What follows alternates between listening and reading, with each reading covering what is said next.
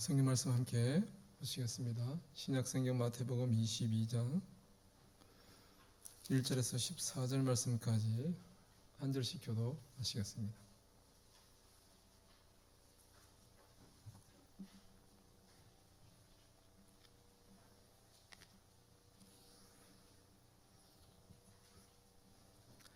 신약성경 37쪽입니다. 마태복음 22장 1절에서 14절까지 제가 한 절, 여러분 한 절 읽도록 하겠습니다. 1절 말씀 제가 먼저 읽겠습니다. 예수께서 다시 비유로 대답하여 이르시되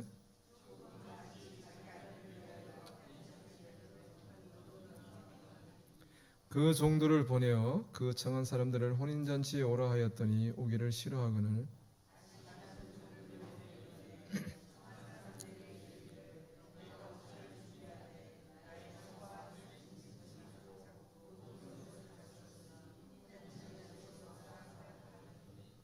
그들이 돌아보지도 않고 한 사람은 자기 밭으로 한 사람은 자기 사업하러 가고 임금이 노하여 군대를 보내어 그 살인한 자들을 진멸하고 그 동네를 불사르고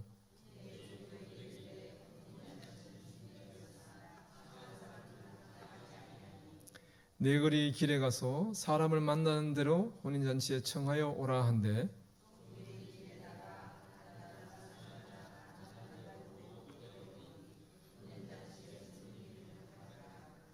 임금이 손님들을 보러 들어올새 거기서 예복을 입지 않은 한 사람을 보고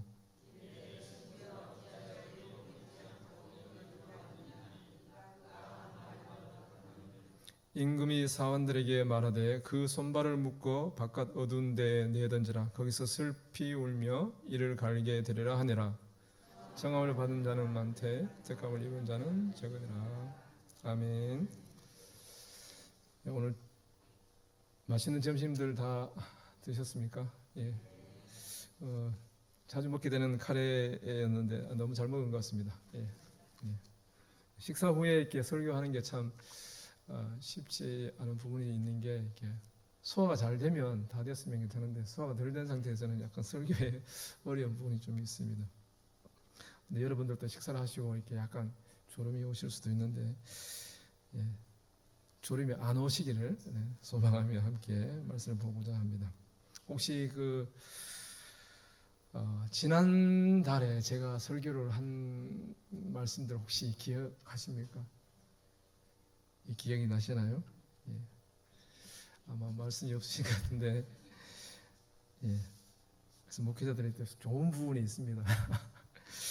오늘 우리 함께 읽은 말씀은 지난달 말씀 누가복음 말씀과 병행 구절로 이해할 수 있습니다.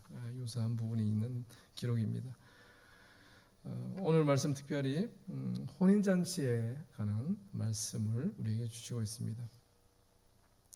우리가 혼인잔치, 결혼 예식을 생각하게 되면 제일 먼저 무엇을 생각하십니까, 여러분들은? 예. 결혼식이 어디에서 열리는지 또 그 결혼식이 또 요즘은 어떻게 진행되는지 이런 것들이 요즘 좀 가게 되면 보게 되는 부분입니다. 예전에는 청첩장 순서제를 만들어서 이렇게 제공을 했는데 요즘은 거의 이렇게 엽서 사이즈, 엽서 같이 이렇게 아니면 책갈피 같은 정도로 아주 우리 주보 이렇게 3단 접은 거의 한 절반 정도 되는 걸로 해서 요즘 세대들은 그렇게 결혼식 순서지를 쓰더라고요. 그래서 참 많이 달라졌구나 그런 것도 생각하게 됩니다. 그리고 혼주에 대해서 우리가 어떤 관계가 있기 때문에 결혼식에 참여하기도 하고 그렇습니다. 저는 가장 큰 관심이 뭐냐면 뷔페가 어떤가에 대한 생각들을 많이 하게 됩니다. 그래서 보통 가보면 어떤 분들은 결혼식을 안 보고 바로 그냥 식사를 하고 가시는 분도 계시더라고요. 가서 혼자 인사만 하고 물론 바쁘셔서 그런 경우도 있겠지만 그리고 난 다음에 남는 것은 음식이 좋았다. 뭐 신랑 신부 얼굴도 잘 안 보이고 그리고 그냥 음식 먹은 것만 얘기하는 경우는 많이 보게 됩니다. 그래서 그 뷔페 음식이 어땠다, 그 식당이 좋았다, 그 예식장이 좋았다 이런 기억들만 남게 되는 것들을 보게 됩니다. 누구의 예식이고 어디에서 열리고 또 어떻게 준비되었는가 하는 것들을 우리가 꼼꼼히 보통 보게 되는데 오늘 우리가 읽은 이 마태복음 22장에는 예수님께서 비유로 말씀하신 거기는 하지만 어떤 왕의 혼인잔치에 대한 내용들을 우리에게 들려주고 있는 것을 보게 됩니다. 왕이 혼인잔치를 했는데 그 혼인잔치를 베푼 임금, 그 임금이 이 잔치에 초대된, 그러니까 미리 초대장을 발송했던 사람들을 이제 날짜가 되어서 부르게 됩니다. 그리고 이 혼인잔치라면 오늘날 우리 시대도 마찬가지지만 가장 축하하고 기쁨의 자리가 바로 혼인의 자리가 아닌가 싶습니다. 그래서 잔치를 베풀며 함께 기쁨을 나누고 축복하는 그런 시간들을 갖게 되는 것이죠. 근데 특별히 오늘 본문 말씀에 예수님께서 비유로 하신 말씀이긴 하지만 임금이 왕이 베푼 혼인 자리입니다. 그 왕이 초청 대상자들을 리스트 목록을 뽑아서 그들에게 초청장을 발송을 하고 이제 날짜가 되어서 그들을 불러온 것이죠. 그러니까 이 자리에 많은 사람들이 사실은 사회적 지위와 명성이 있는 사람들이 참여할 것이고 그 잔치는 참 복된 큰 성대한 잔치가 되어야 마땅할 것입니다. 근데 날짜가 돼서 왕이 초청된 사람들에게 올 것을 요청했지만 그러나 그 자리에 오지 않습니다. 필연적인 참석, 반드시 참석해야 될 것으로 생각하지만 사람들이 참석하지 않습니다. 그 참석하지 않는 사람들을 보면 오늘 3절 말씀에 혼인잔치에 오라고 얘기하니까 3절에는 싫어서 안 오는 겁니다. 가기 싫어서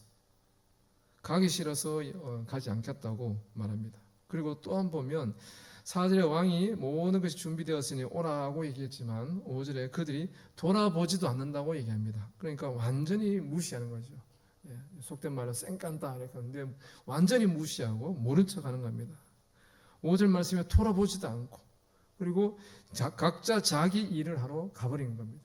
그러니까 어떤 반응을 보이거나 그것에 아는 척 이런 얘기를 하지 않고 완전히 모른 척, 나는 전혀 몰라, 처음 듣는 소리야, 이런 식으로 반응을 보이면서 돌아가 버립니다. 각자 자기 일로 돌아가 버립니다. 그리고 6절 말씀에도 보면 심지어는 임금이 보낸 종들을 잡고 모욕을 주고 죽여버렸습니다.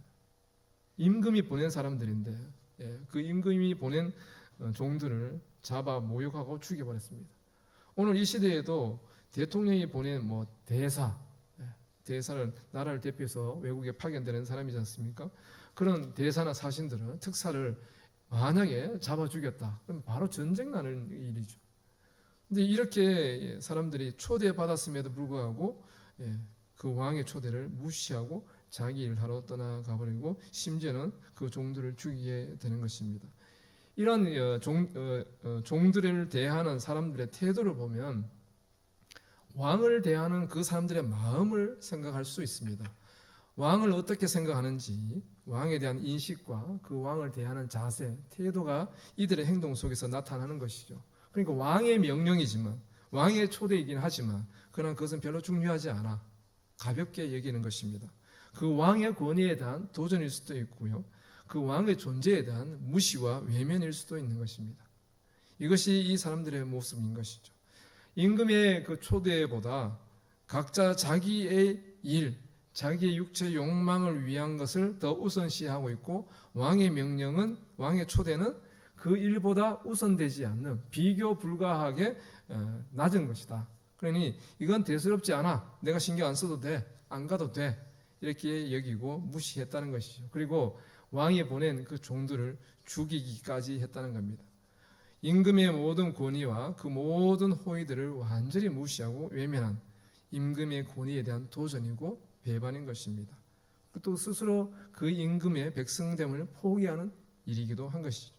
그런데 임금이 가만히 있는다는 것은 자기의 권위가 완전히 무너진 것을 스스로 받아들이는 일밖에 되지 않기 때문에, 그것도 자기 아들의 결혼식인데 그것도 미리 예비되어지고 통보되어지고 준비되어진 그런 잔치의 자리인데 그것을 무시한다. 그래서 왕이 견딜 수 없는 분노로 그들을 징계하는 것이 오늘 본문 말씀에 나오는 것을 보게 됩니다.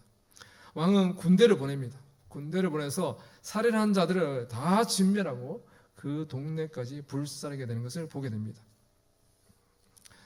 어떤 왕의 이 혼인 자리에 초청된다는 것은 아무나 갈 수 있는 것이 아니죠. 제한된 사람들일 수밖에 없고 사회적으로 지위와 권위가 있는 사람들이 그 자리에 초대되는 것입니다.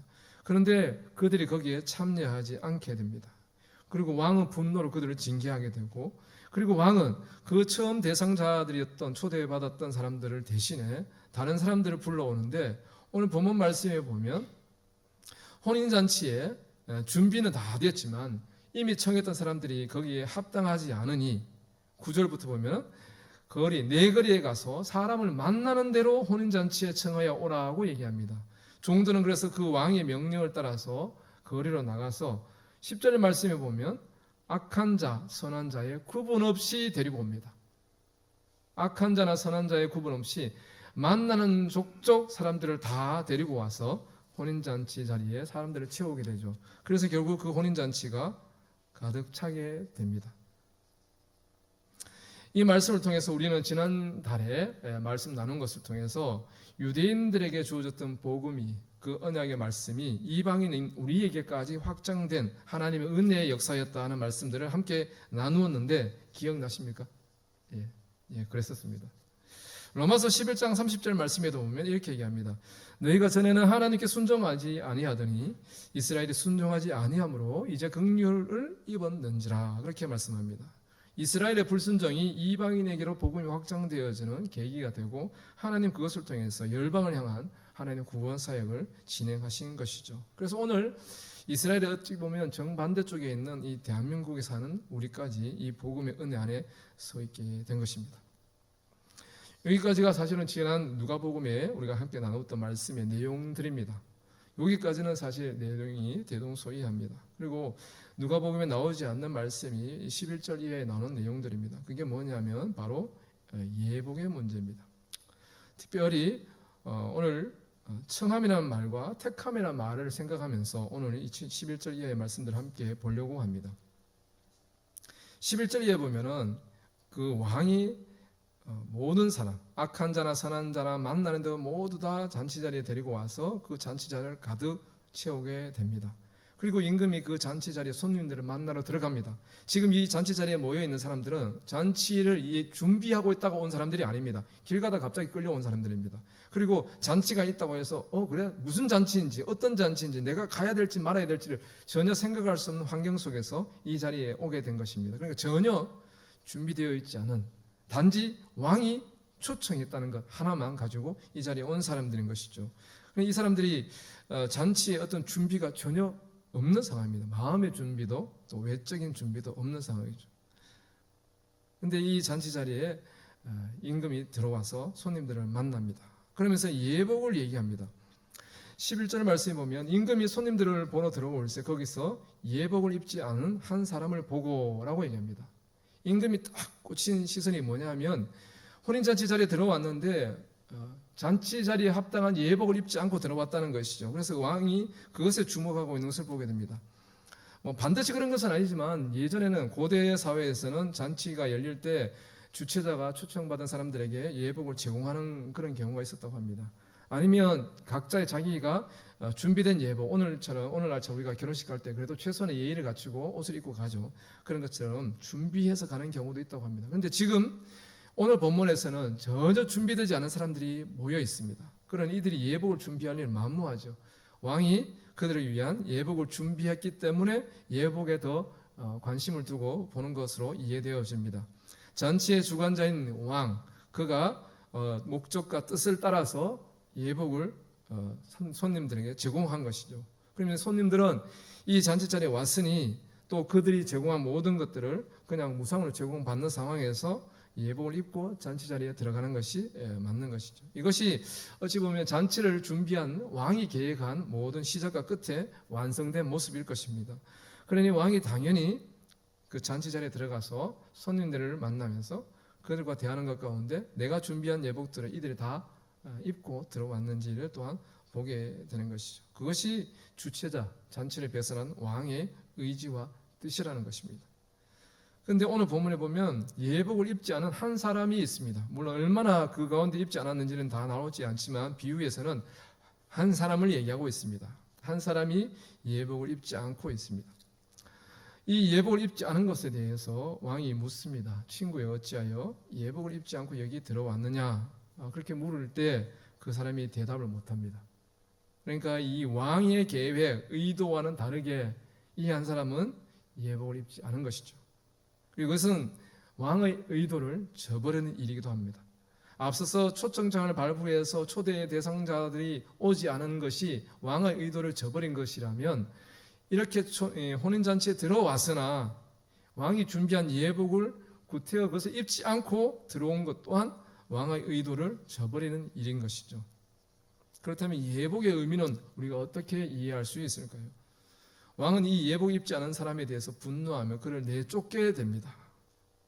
오늘 우리 이 혼인잔치의 예복의 의미를 생각해 보면 로마서 13장 14절 말씀을 한번 생각해 볼 수가 있습니다.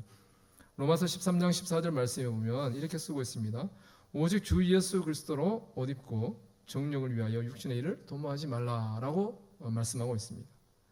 예수 그리스도로 옷 입는 것, 이것이 예복의 의미로 우리가 이해할 수 있습니다. 이사야 구약의 이사야 61장 10절 말씀에도 보면 이렇게 쓰고 있습니다. 내가 여호와로 말미암아 크게 기뻐하며 내 영혼이 나의 하나님으로 말미암아 즐거워하리니 이는 그가 구원의 옷을 내게 입히시며 공의의 겉옷을 내게 더하심이 신랑이 사모를 쓰며 신부가 자기 보석으로 단장함 갖게 하셨음이라고 말씀하고 있습니다. 그러니까 우리를 그 혼인 자리에 합당한 모습으로 만들기 위해서 우리에게 구원의 옷, 공의의 옷을 주신다는 것이죠. 입히신다는 것이죠. 그리고 우리를 꾸미신다는 겁니다. 그 혼인 자리에 합당한 모습으로. 로마서 13장 말씀을 보면 예수 그리스도로 옷 입는다고 말합니다. 우리가 예수님이 옷이 아니잖아요. 예수님으로 옷 입는다는 건 무슨 얘기입니까? 이 의미를 우리가 한번 생각해 보면 예복의 의미를 알 수 있는 것입니다. 우리는 부르심을 받은 자입니다. 모두 다 부르심을 받았기에 여기 와 있는 것이죠. 물론 많은 사람들에게 복음은 전파됩니다. 부르심이 그들에게 선포되어졌습니다. 그러나 그 부르심을 따라 응하여서 이 자리에 나오는 것은 일부분입니다. 우리가 이 자리에 나와서 이 부르심을 따라서 이 잔치 자리에 참여한 자가 되었습니다.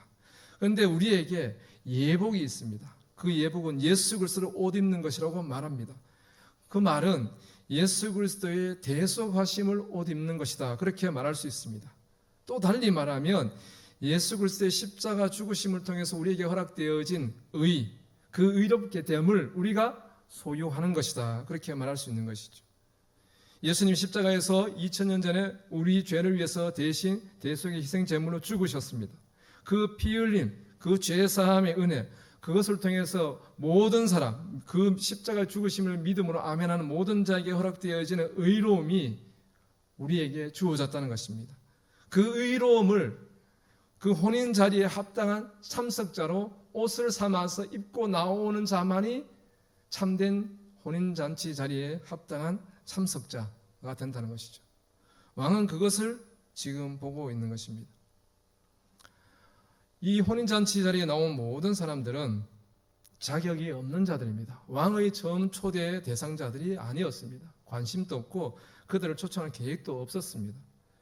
그러나 왕이 이 자격 없는 자들을 청하여서 불러주셨습니다. 그리고 그들에게 어떤 대가를 받지 않으셨습니다. 아무런 대가 없이 그들을 부르시고 그들을 세우시고 그들에게 은혜를 덧입히시고 의의 옷을 입히신 것입니다. 그리고 그 의의 옷을 입고 우리는 죄인임에도 불구하고 말할 수 없는 죄인임에도 불구하고 우리는 죄 없다고 인정함을 받게 된 자들이 된 것입니다. 이 일은 우리가 무엇을 한 것이 아무것도 없습니다. 오늘 본문 말씀에 보면 이 잔치, 혼인잔치를 준비함에서 사람들이 관여한 것이 없습니다. 왕이 모든 것을 준비했습니다. 그 시작과 끝을 왕이 모두 다 준비했습니다. 우리는 감당한 것이 없습니다. 우리는 어찌 보면 그냥 지나는 길에 그냥 잡혀서 온 것과 같은 약간 생뚱맞게 내가 왜 여기 있지라고 의아해할 만큼의 그런 당황스러운 상황일 수도 있는 그런 이 혼인잔치 참여자가 된 것입니다. 우리는 늘 부족하고 연약하고 죄 가운데 죄를 먹고 마시며 죄를 권하면서 그러면서도 아무런 가책 또 느끼지 않고 살아왔던 그 삶의 방식 가운데 있다가 복음을 듣게 되고 복음을 따라 이 자리에 서게 된 것이죠. 이것은 다 하나님의 일방적인 일하심이라는 겁니다. 전적인 하나님의 일하심, 하나님의 섭리라는 것이죠. 이걸 통해서 우리가 예복을 입게 된 것입니다. 여기에 우리의 공로는 전혀 없는 것이죠. 하나님은 초청하시고 예복을 착용하게 하십니다. 그 부르심에, 그 초청, 청함에 합당한 예복을 입게 하심을 통해서 하나님의 택한 백성을 삼으시고자 하는 것이 바로 하나님의 뜻인 것이죠. 예복을 입는 것은 자격 없는 죄인들이 예수 그리스도의 의를 믿음으로 옷 입고 의롭다 인정받게 되는 것, 이렇게 설명할 수 있습니다. 이제 이 의롭게 된 예수 그리스도 옷 입게 된 자들이 잔치 자리에 참여함을 통해서 그 자리에 있는 자격, 음식을 먹을 수 있는 자격을 수여하게 된 것이죠. 그리고 그 잔치 자리에 합당한 사람으로 이전에는 아니었지만 이제는 이 잔치 자리에 가장 최적화된 존재로 우리가 인정되고 그것을 누림에 있어서 아무도 뭐라 할 수 없는 그런 권위를 가지게 된 것이죠. 이것이 바로 혼인잔치에 참여한 사람들의 모습일 것입니다. 결혼식에 가서 뷔페 식당에 가서 음식을 먹는데 당신 여기 왜 왔어? 이렇게 따지는 사람은 없습니다. 다 함께 마음껏 먹습니다. 물론 그 혼주는 돈을 많이 쓰시겠지만 그것을 먹는 사람들은 풍족하게 먹으면서 2접시, 3접시, 뷔페에 가서 1접시 먹고 나오시는 분은 안 계실 겁니다. 그렇게 먹으면서 혼주 돈 많이 쓰겠는데 내가 좀 보태줘야다 이렇게 걱정하는 분은 아무도 없죠. 마음껏 즐기는 것입니다. 우리에게 자격을 묻지 않아요. 들어올 때 우리가 표를 내면 식권을 제시하면 누구든지 그것이 가능하게 되는 것이죠. 우리가 이전에는 분명히 죄인이었습니다. 그래서 때로는 그것이 우리에게 찔림이 되고 부끄럽고 죄송하고 또 우리가 전도 나가보면 그런 분 있지 않습니까? 난 지은 죄가 많아서 조금 이렇게 순화되고 난 다음에 교회 가리라. 조금 좀 착한 일 좀 하다가 양심의 가책이 좀 덜하면 그때 좀 한번 생각해 보겠다. 이런 분들도 가장 계시는 것이죠. 그것이 우리의 예전의 모습입니다. 지금 우리가 교회 안에 있고 우리가 하나님의 택하심 받는 자라고 생각하며 믿음 생활하는 우리 자신도 여전히 우리 안에는 그런 연약함, 부족함, 어리석음, 죄된 모습들이 여전히 존재합니다. 그럼에도 불구하고 우리는 하나님의 자녀라는 사실을 아멘으로 고백하는 데 있어서는 주저하지 않는 것이죠. 이것이 우리에게 주어진 은혜입니다. 그리고 우리는 이 택함의 의의 옷을 입은 자로서 우리의 삶을 더 이상 이전처럼 살아가는 자가 되지 않습니다. 우리의 삶의 존재 이유, 목적, 방향이 예수 그리스도로 옷 입는 그 순간 완전히 변화된 것이죠. 서서히 완전히 180도 갑자기 사람이 헷가닥 이렇게 바뀌어지지는 않지만 그렇게 될 가능성은 거의 드물지만 그러나 정확하게 우리가 어떤 방향으로 가야 될지 무엇을 지향해서 나아가야 될지 무엇을 위해서 살아야 될지에 대해서 고민을 하기 시작하고 그것을 위해서 힘써가며 또 분투하며 이렇게 살아가게 되는 것이 바로 이 의의 옷을 입게 된 이후의 우리의 모습일 것입니다. 여전히 잔치 자리에 들어왔는데 그럼에도 불구하고 예수 그리스도로 옷 입는 것을 거부한다면 그 사람은 여전히 자기 자아가 왕의 자리에 있고 그 자기 자아에 의도하는 바를 따라서 살아가게 되는 사람일 것입니다. 이것이 자기 의라고도 말할 수 있는 것이죠. 예수 그리스도의 의로 옷 입는 것이 아니라 자기 의를 자기 안에 채우면서 이것으로도 나는 충분해. 내가 교회 와서 이 정도의 모습으로 살아가고 이것이 나의 자랑이 되고 내 행위가 자랑이 되고 내 조건이 자랑이 될 때 이것이 자기 의의 자리에 차지하게 됩니다. 그럼 예수 그리스도의 그 의는 더 이상 그에게 필요하지 않는 것이 되는 것이죠. 그러니 그 사람은 그 예복을 입지 않을 것입니다. 나는 이것으로도 충분한데 뭘 더 필요로 하겠는가 거부하게 되는 것이죠. 오늘 말씀 속에 14절 보면 이렇게 말합니다. 청함을 받은 자는 많되 택함을 입은 자는 적다고 얘기합니다. 그 예복을 입지 않은 한 사람은 결국 쫓겨납니다. 그리고 바깥 어두운 데서 슬피 울며 이를 갈게 될 것이라고 주님은 말씀하십니다. 그리고 말씀하시죠. 많은 사람이 청함을 받았지만 택함을 받는 사람은 적다고 얘기합니다. 청함이라는 것은 부르심입니다. 복음을 전하고 그 복음을 듣게 되고 그 복음을 듣는 일은 모든 사람들에게 허락되어진 일입니다. 우리가 나가서 외치면 모든 사람들 귀가 다 있기 때문에 듣습니다. 예, 그 부르심이죠. 불러오는 겁니다. 그리고 그것을 따라서 이 교회 예배 자리에 나오는 사람들이 있게 되는 것이죠. 이 예배 자리에 나왔다면 그는 그 자신이 그 혼인잔치에 원래 초청장에 목록에 있던 대상자가 아니라 그냥 은혜로 이 자리에 왔다는 것을 알게 된다면 그는 이 자리에 와서 그 혼인잔치에 왕이 준비한 모든 예복을 그에게 제시할 때 그는 기꺼이 그것을 입게 될 것입니다. 복음이 전파되어지고 제한 없이 모든 사람들에게 복음이 들려지고 그 청함이 지금도 진행되고 있습니다. 그렇지만 택함은 다른 것이죠. 택함은 예복을 입음을 통해서 설명되어집니다. 아까 읽어드렸던 로마서 13장 14절 말씀처럼 오직 주 예수 그리스도로 옷 입고 이사야 61장 말씀처럼 구원의 옷과 공의의 겉옷을 입게 된 자, 그것이 바로 택함의 모습이라고 말할 수 있습니다. 로마서 3장 22절 말씀에는 예수 그리스도로 인해 모든 믿는 자에게 주어지는 하나님의 의다하고 얘기합니다. 로마서 3장 24절 말씀에도 이렇게 쓰고 있습니다. 그리스도 예수 안에 있는 성령으로 말미암아 하나님의 은혜로 값없이 의롭다 하심을 얻은 자가 되었다고 얘기합니다. 그러니까 우리가 예수 그리스도의 옷을, 예수 그리스도로 옷 입는 이 의의 옷을 입게 되는 일은 아무런 대가 없이 값없이 그저 은혜로 주어진 선물이라고 얘기합니다. 우리는 이 의의 옷을 입을 자격이 없는 자였습니다. 완전한 죄인이었고 아무도 그것을 찾지 않았습니다. 그런데 우리에게 이것이 주어졌습니다. 그리고 요한복음 14장 6절 말씀이 이렇게 얘기합니다. 이 의의 옷 예수 그리스도로 통하지 않고서는 아버지께로 올 자가 없다고 얘기합니다. 그러니 이것 외에는 우리에겐 방법이 없습니다. 아무리 화려하고 그럴듯해 보인다 할지라도 예수 그리스도로 옷 입는 것 외에는 우리가 하나님 앞에 나아갈 수 있는 길이 없다고 말할 수 있는 것이죠. 그분만이 우리의 유일한 소망의 길입니다. 생명의 길입니다. 그러니 예수 그리스도의 의의 옷을 더 믿는 것, 그것이 우리에게 필연적인 요구사항이 되는 것입니다. 그럴 때 우리는 진정한 택함을 받은 자의 자리로 나아가게 되는 것이죠. 그리고 이 예수 그리스도로 옷 입는 자, 그러한 자들은 마침내 세상을 이기고 예수 그리스도의 승리의 영광에 참여하는 자가 되는 것입니다. 요한복음 16장 33절에도 보면 주님께서 제자들에게 말씀하시죠. 세상에서 너희가 환난을 당하나 내가 세상을 이겼다 하고 담대하게 세상을 이겼다고 얘기하십니다. 그리고 히브리서 3장 14절 말씀에도 보면 그리스도와 함께 참여한 자가 될 것이라고 약속하십니다. 우리가 시작할 때 확신한 것을 끝까지 견고히 잡고 있으면 그리스도와 함께 참여하는 자가 될 것이다 라고 얘기하십니다. 그러니 이 의의 옷을 입는 하나님의 택함 받은 자가 된 자는 그 안에서 우리가 이 믿음의 길을 끝까지 경주하고 그리스도의 승리의 영광에 함께 참여하게 되는 믿음의 담대함을 가지게 될 것입니다. 이것이 바로 하나님 우리를 부르셔서 세우시는 일입니다. 이 모든 것은 바로 주권자신 하나님의 단독의 일입니다. 그분이 부르시고 진행하시고 우리에게 이루신 것이죠. 우리는 천국 잔치에 초대된 은혜를 입은 인생입니다.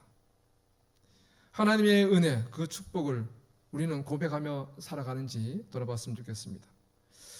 우리가 예배 자리에 나올 때마다 날마다 하나님 앞에서 예배한다고 나아갑니다. 이 자리에 나와서 하나님을 예배하고 하나님 이름을 높여드립니다. 하나님의 은혜를 고백합니다. 우리가 기도하는 것, 우리 예배의 첫째 되는 이유는 하나님의 은혜에 대한 찬양과 경배입니다. 그분이 어떤 분인가 하는 것을 깨닫고 그것을 따라서 자기가 없는 우리가 하나님의 은혜를 입었기에 우리는 감사 고백 찬양할 수밖에 없는 인생이 된 것이죠. 그래서 우리의 모든 예배의 첫째는 하나님을 높이는 것입니다. 그리고 우리의 모든 기도의 첫째도 하나님의 이름을 높이고 그분을 영광스럽게 그분께 모든 영광을 올려드리는 것입니다. 우리가 하나님께 영광을 올려드리지 않는다 하더라도 하나님은 아무 상관이 없습니다. 사실은 원래 그분은 영광이시기 때문에 우리의 어떤 행위와는 무관하게 그분은 영광 가운데 계시죠. 영광 그 자체이신 것이죠. 근데도 불구하고 하나님은 우리를 통해 영광 받기를 기뻐하신다는 겁니다. 그래서 우리가 이 예배 자리에 나와서 기억할 것은 우리에게 베푸신 은혜, 내가 그 말할 수 없는 은혜를 입었구나 하는 사실을 먼저 기억하며 하나님을 높이는 예배자가 되어야 될 것입니다. 대부분 사실 우리가 기도하면 우리의 소망, 기대, 요구, 하나님 도와주세요 이런 것들이 우선이 되는 경우가 있습니다. 예전에 제가 어릴 때 시골에서 자라면서 목사님이나 장로님들이 기도하실 때 보면 거의 기도하다 좋은 경우가 많았는데 이유는 너무 길기도 했고, 그리고 그분들이 기도할 때마다 거의 창세기를 읊으시면서 쭉 존귀하시고 영원 무궁하시며 그 이름이 영광이 칸이 없으신 천지의 창조 여호와 아버지 하나님, 이게 시작이지 않습니까? 그러면서 그 얘기가 한 10분쯤 가시는 거죠. 근데 그때는 참 그 이해가 안 됐습니다. 이해가 안 되고 저분들이 왜 저렇게 하는 얘기 다 하는 얘기 그걸 몰라서 또 하시나 이런 생각을 하며 어린 마음에 예배를 드렸던 기억이 있습니다. 근데 이제 보니까 참 그분들이 원칙에 철저하신 거였구나 이런 생각을 하게 됩니다. 우리 예배가 객길로 가지 않기 위해서, 그것이 무조건 다 옳고 좋은 것이다 이런 얘기보다 그 중심의 마음을 한 가닥을 이해할 수 있게 된 것입니다. 하나님의 높으심, 그분의 영광, 그 은혜의 풍성함, 감당할 수 없는 그 사랑을 우리가 그 이름을 높이고 그 이름을 찬송하는 것으로 대신하는 것이죠. 우리가 무엇으로 하나님 앞에 갚아드릴 수 있겠습니까? 그러니 그 이름이 영광됨을 날마다 노래하고 높이며 또 고백하고 고백하며, 내가 하나님 이거 주세요 저거 주세요 하나님께 구하는 것보다 하나님의 하나님 되심을 잊지 않고 고백하는 것이, 그것이 진정한 예배의 본질이라는 생각을 그분들은 알고 계셨고 그것을 실천하고 계셨던 것인 것으로 이해할 수 있습니다. 오늘 우리는 그 은혜를 입은 자로 이 예배 자리에 나와 있는 것입니다. 그래서 우리는 예배할 때에 내 기분의 우울함, 꿀꿀함, 스트레스 받고 짜증나고 이런 것보다 하나님 예배에 대한 이유는 그 어떤 조건과 환경과 상관없이 필연적인 것입니다. 내가 즐거워도 찬양해야 되고, 내가 슬퍼도 찬양해야 되고, 내가 분노 가운데 있을 때도 하나님을 찬양할 수밖에 없는 존재라는 사실을 인정하고 하나님의 이름을 높이는 예배자가 되어야 되는 것이죠. 두 번째로 우리는 하나님의 부르심에 합당한 예복을 입은 자인가를 생각해 봐야 됩니다. 오늘 예복이 바로 예수 그리스도의 의의 옷이다, 그 의를 덧입는 것이다 이렇게 말씀을 드렸습니다. 근데 우리는 예배 자리에 나와서 우리의 의를 더 의지하는 인생이 아닌가 하는 것입니다. 사실 우리가 일주일 동안 사는 세상은 철저하게 자기 의로 충만한 세상입니다. 자기에 충만하다 보니까 우리도 그들과 같이 어울려서 산다는 것은 그 문화에, 그들의 삶에 우리가 물들어 있을 수 있는 여지가 너무 많은 것이죠. 그런데 우리가 잘 분별하지 못하는 겁니다. 이분법적으로 이쪽에서 철저하고 이쪽에서 철저하기 때문에 잘 헷갈리는 것이죠. 자기 스스로도 잘 알지 못하는 겁니다. 근데 우리는 예배 자리에 나와서 예수 그리스도의 의만을 붙드는 예배자가 되어야 됩니다. 그 어떤 것도, 우리가 섬기는 모든 일들조차도, 교회에서 봉사하고 헌신하고 하는 모든 일들도 때로는 그것이 사람들에게 인정받지 못하고 사람들이 나를 외면한다 할지라도 그것이 나의 의가 되지 않도록 우리는 깨어 있어야 됩니다. 아니면 그것이 나의 자랑이 됩니다. 나의 면류관이 됩니다. 내 영광이 되는 것이죠. 그러면 우리는 예수 그리스도로 옷 입는 자가 아니라 나 자신의 영광으로 옷을 입는, 내가 나의 의를 만들어서 그것을 나의 자랑으로 삼아서 내 자리를 드러내려고 하는 자가 될 것입니다.